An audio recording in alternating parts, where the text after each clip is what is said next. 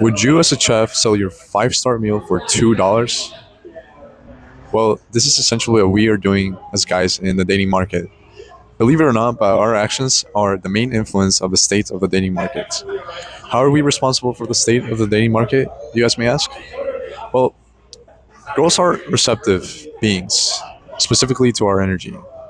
They don't initiate and usually only initiate whenever our choice is to not initiate. But essentially, we always have the first move. Now, they are attracted to our energy because they enjoy it. Our energy is like a meal to them, and some guys offer five-star meal energy. We plan dates, we spend money on them, we act goofy to make them laugh, we invest ourselves emotionally early on. So essentially, we give a lot of ourselves to them early on. You would think the more you give them, the better your chances are of securing that girl. But no, in fact, giving more than necessary can only cause you more pain. Yet, as modern dating developed, we as men gradually have lost our leverage. We began over pursuing, believing that it was just a matter of finding the one. We began overshooting because you miss 100% of the shots you don't take. And we began overspending, believing that impressing them with the best experience we can afford to give them will surely leave them attracted to us. Well, guys, by doing so, we gave them the best meal we could offer them at all times, without securing any return in our favor. Imagine the girl's point of view. They are getting meals served to them on a silver platter on a daily basis. At least the girls that work on themselves. They have a buffet in front of them from which they can take and try whenever they wish. They can try as many offerings since they never have to pay anything back. They get so much they can ignore many great offers regularly. Their ego is justifiably inflated because we overgave. We are paying the price of giving away self-respect, guys. Now, usually, girls are offered bad quality meals, such as fast food, like soggy fries and dry burgers. But occasionally, they get a five-star meal sample. A sample, not even a meal. Don't you guys think that the girl would pursue the chef that made that sample?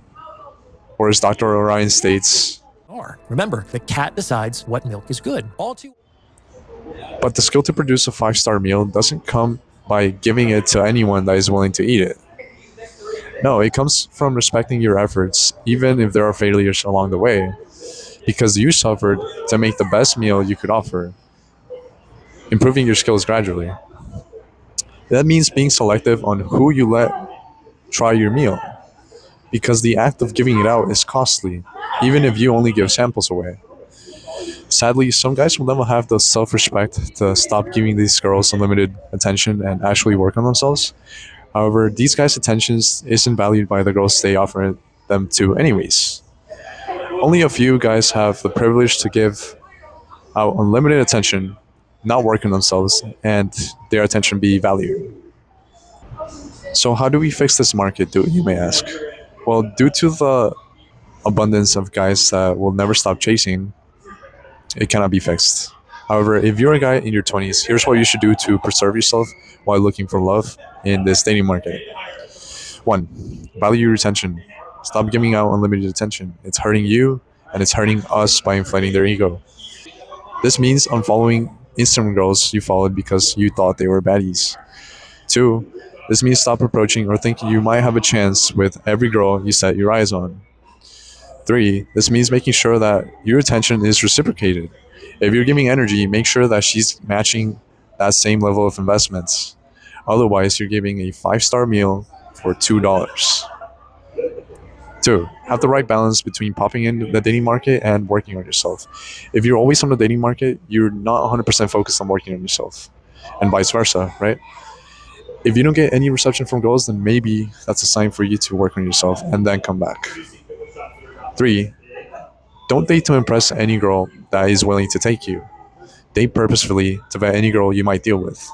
Even if you're dating to just hook up, there's still good quality hookups and bad quality hookups. Don't give yourself to any girl. Also, watch out for avoiding girls, as they are the most prominent in this dating market. Understand that you likely have to let them go. Follow these suggestions and you'll preserve your dignity and your heart through perhaps the toughest dating market in human history, especially for us young guys. This was part 3 of my dating series. Thank you for watching.